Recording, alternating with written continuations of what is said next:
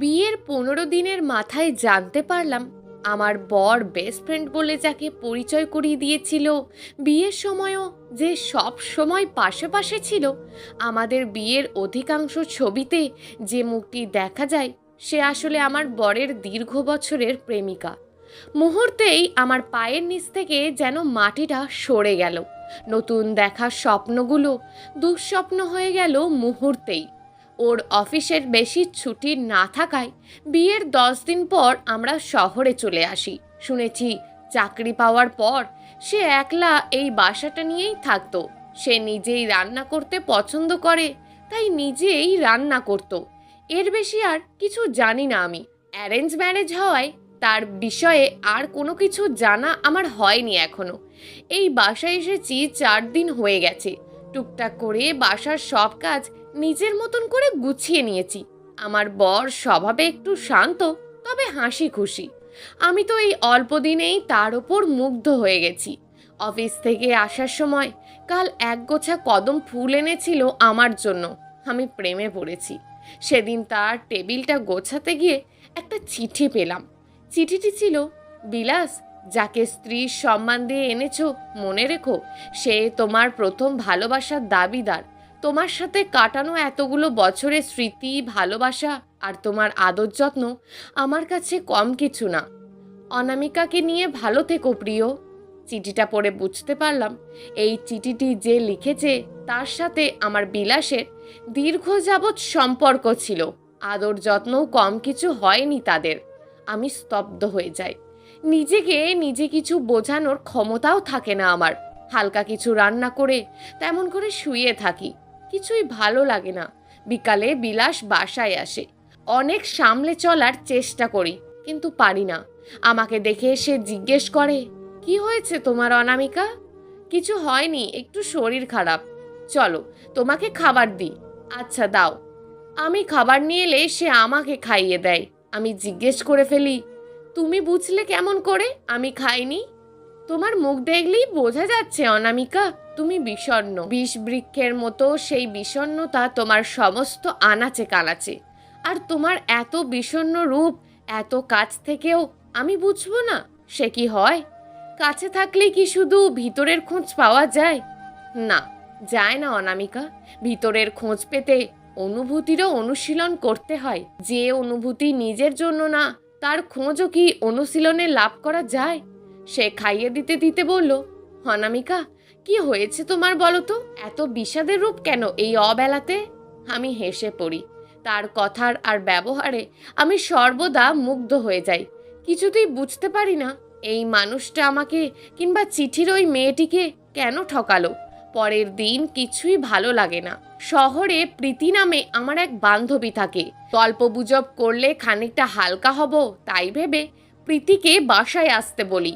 প্রীতি বলে, আমার বাসার পাশে বিকেলে তার একটা টিউশনি পড়ানো আছে, সেটা সেরে এই পথেই আসবে। গড়িমসি করে সারাদিনটা কেটে যায়। কিছুই ভালো লাগে না আমার। খুব জানতে ইচ্ছে করে চিঠির ওই মেয়েটি কে, কিন্তু জানা হয় না। সন্ধে হয়ে যায়। বিলাসও বাসায় ফেরেনি আজ। কিছুক্ষণ পরেই প্রীতি আসে। ও এসেই বলে, দোলাভাই কোথায় রে? সে আজ এখনো আসেনি রে। কি বলিস? আমি যখন টিউশন পড়াতে আসি সেই বিকেলেই তো দেখেছি এক গাদা কাঁচা বাজার হাতে নিয়ে দোলাভাই তোদের গলিতেই ঢুকলো। শুনে আমি মুহূর্তেই চুপসে যাই। কালো মেঘ আমার পুরো পৃথিবী আঁধার করে দেয়। কালই সে বাসার বাজার এনেছে। আজ তো আমাদের বাসার বাজারের কোনো দরকার ছিল না।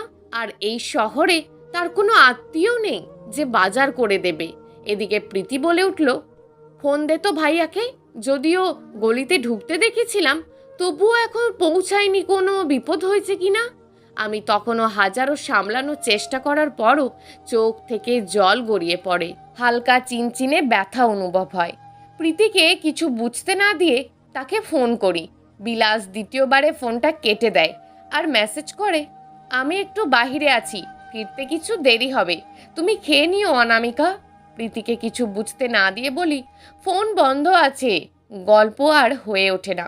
সেও টেনশন করতে করতে চলে যায় খানিক বাদে। আমি একলা ঘরে গলা ফাটিয়ে ক্রন্দনের শব্দকে বারবার প্রতিঘাত করি। আমার ভিতর ফেটে চৌচির হয়ে যায়। শুধু জানতে ইচ্ছে করে কার কাছে আছে এই অবেলাতে আমার বিলাস। মাঝে মাঝে তাকে আমার বিলাস বলতে ইচ্ছে হয় না, আর আবারও মনে হয় সেই মানুষটা আমার ভালোবাসার তো কোনো কমতি রাখেনি। আমার মন খারাপের খোঁজও তো সে রেখেছে। থাকতেই তো পারে তার কোনো বিষণ্ণ অতীত, ভালোবাসতেই পারে সে তার বিষণ্ণতাকে। সে কিন্তু অভিমান আমার এখানে। সেই বিষণ্ণতা যদি এতই মাতাল হয়ে থাকে, তাহলে শুধু শুধু কেন আমাকে জীবনে তোরে বেঁধে এই প্রহসন করা? আমি কিছুতেই বুঝে উঠি না। বিলাস অন্য কাউকে ভালোবাসলে, অন্য কাউকে ছাড়তে না পারলে আমাকে কেন বিবাহ করলো? কখন যে ঘুমিয়ে গেছি জানি না। মধ্যরাতে বিলাসের কলিং বেলে ঘুম ভাঙে। ঘরে আসলে অনেক কিছু শুনবো বলে ইচ্ছে হলো, কিন্তু আমি দরজা খুলে তার মুখে চেয়ে আরও বেশি বিস্মিত হয়ে যায়। বিষণ্ণের কালো মেঘ তার সমস্ত মুখ আবছায়া করে রেখেছে। সে একেবারে জন্যও মুখ তুলে তাকালো না। কাপড় ছাড়তে ছাড়তে শুধু একটা বার বলে, অনামিকা, তুমি না খেয়ে ঘুমিয়েছিলে যে, যাও খেয়ে নাও। আমি জানি সেও খায়নি। মুহূর্তেই আমার ভিতরে তার এই বিষণ্ণ রূপে খাঁ খাঁ করে ওঠে। মানুষটিকে ভালোবেসেছি বহুবার। সে হুড়মুড়িয়ে বিছানায় লুটিয়ে পড়ে। এত সুন্দর বেদনার রূপ কোনো পুরুষের কখনো দেখিনি আগে। আমি ধীরে ধীরে তার পাশে গিয়ে বসি। আলতো করে তার চুলে আঙুল গুজে বলি, বিলাস, তোমার এই বিষাদের কারণ আর যাই হোক, সে নিশ্চয়ই কম কিছু না। আমি এই বিষাদের ভাগ পেতে চাই। সে আমার হাতটি দুমুঠোয় জড়িয়ে ধরে মুখ তুলে বলে, সুখের ভাগ যে দিতে না পারে, দুঃখের ভাগ করা কি রূপে মানায় অনামিকা? চিরতরে জীবনের সাথে বেঁধেছ যাকে, সুখ দুঃখ সে যাই হোক, তারে ভাগাভাগি করতে সংকোচ কিসের? তার রক্ত শিরা জেগে ওঠা ওই চোখের পানি চেয়ে আমি চোখ নামিয়ে নিই। সাহস হয় না তার যাতনা বাড়িয়ে সেই চোখে চোখ রাখতে। সে বিছানাতে মাথা গোঁজে আবারও। বিষাদের সেই রাত আরও ঘনীভূত হয়। খাঁ খাঁ নিস্তব্ধতায় আমি অনুভব করতে থাকি পাশে থাকা মানুষের বিষণ্ণ রাত্রির নির্ঘুম নিঃশ্বাসগুলি। এই নির্ঘুম নিস্তব্ধতা আমারে আরও ছাপিয়ে যায়। আমি গভীর স্নেহে তার বাহুতে হাত রাখি আর বলি, বিলাস, তোমার দুঃখ ভাগের চেয়ে বোধ হয় এই রাত আমায় বেশি কষ্ট দিচ্ছে। সে আমার হাত আঁকড়ে ধরে বলে ওঠে, অসুস্থ অবনীকে আমি একলা রেখে এসেছি। না জানি এই রাত তাকে কি কি বিশ্রী যন্ত্রণা দিচ্ছে। অবনী মানে তোমার সেই বন্ধু না? কি হয়েছে তার? সে প্রতি উত্তরে শুধু বলে, আমি তার কাছে বারবারই শুধু হেরেছি অনামিকা। এই বিশ্রী যন্ত্রণা নিয়েও সে আমায় বিদায় দিল তুমি একলা থাকবে বলে, আর আমি তাই মেনে নিয়েই ফিরে এলাম। আমি তার কাছে বারবারই শুধু হেরে যাই অনামিকা। সে আবারও বিছানাতে মুখ গোঁজে। তার মুঠিতে আমার হাতটি অসাড় হয়ে যায়। আমার সমস্ত মান, অভিমান, ঘৃণা, বিষণ্ণতা মুহূর্তেই গলে যায়। আর ভেবে উঠি, কি ভয়ঙ্কর ভালোবাসলেই না তার যন্ত্রণাতে বিষাদের এই রূপ জাগে। আমি ভাবতে পারি না আর কিছুই। খুব সকালে বিলাস বেরিয়ে যায়। আমার মন লাগে না কোনো কিছুতে। যার যন্ত্রণায় এত রূপে ব্যথা পাওয়া যায় তাকে ভালোবাসুক, তাতে আমার কোনো অভিযোগ নেই।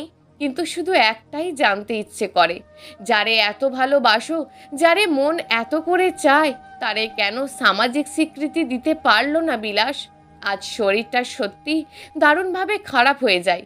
ঘুমে আচ্ছন্ন চোখে কখন যে বিকেল গড়িয়ে যায় বুঝতেই পারিনি তার কিছুই। অবশেষে সন্ধ্যা নামে। এই সন্ধে আরও বেশি আধার আনে জীবনে আমার। তবুও কারোর ওপর কোনো অভিযোগ নেই আমার। রাত খানিক গড়াতেই বিলাসের মেসেজ আসে, অনামিকা, আমি হয়তো আজ ফিরতে পারবো না, তুমি খেয়ে নিও আর বাতিগুলো জ্বালিয়ে ঘুমিও। আমার কোনো আক্রোশ নেই, তবুও অধিকার ছেড়ে দিয়েও কোনো কোনো ক্ষেত্রে চোখের জল আটকানো যায় না। আজ আমিও তার ব্যতিক্রম নই। তেমনভাবেই রাত কেটে যায়। বাতিগুলো আর জ্বালানো হয় না। মাঝে মাঝে মনে হয় এই বুঝি বিলাস আসবে, কিন্তু না, সে হয়তো এতক্ষণে অবনীর বিছানার সম্মুখে বসে তার যন্ত্রণাতে শান্তি যোগাচ্ছে, আর আমার ভিতর পুরে খাঁক হয়ে যাচ্ছে। ভোর হয়ে যায়। ভোরের আলো তবু ভালো লাগে না আমার আর। কখন বিলাস ফিরবে সেই অপেক্ষাতেই থাকি। ভালোবাসা চাই না, অধিকারের দাবিও নেই। তবে সে যদি আমায় না চায়, তবে আমার মুক্তি চাই। আমি ফিরে যেতে চাই। বিকেল গড়িয়ে যায়, বিলাসের কোনো খোঁজ নেই। অপেক্ষা আমার আর সয় না। সে হয়তো ফিরবে না আর, হয়তো অবনীর যন্ত্রণাতেই তার যত ব্যথা। আমি বাসার চাবি পাশের বাসায় রেখে স্টেশনে এসে রাতের টিকিট কেটে নিই। বসে আছি, আর কিছুক্ষণ পরেই বাস ছেড়ে দেবে। ছেড়ে যাব বিলাসের শহর। এর মধ্যে বিলাসের ফোনও আসে। ফোন করেই সে বলে, অনামিকা, তোমার কাছে যে টাকাগুলো রাখতে দিয়েছিলাম ওগুলো নিয়ে একটু মেডিকেলে আসতে পারবে? তুমি ঠিক আছো তো? তোমার কিছু হয়নি তো? আমার অবনী খুব অসুস্থ, টাকাগুলো খুব দরকার। তুমি যত তাড়াতাড়ি পারো একটু আসো অনামিকা। আমি টিকিটটা ছিঁড়ে ফেলি। জীবনে আর কত রূপ আর ভালোবাসার কত ছিন্ন ভিন্ন বহিঃপ্রকাশ ভেবে আমার হাসি পায়। আমি বাসায় ফিরে টাকাগুলো নিই আর বিলাসের মেসেজ করে পাঠানো ঠিকানা ধরে হাসপাতালে যাই।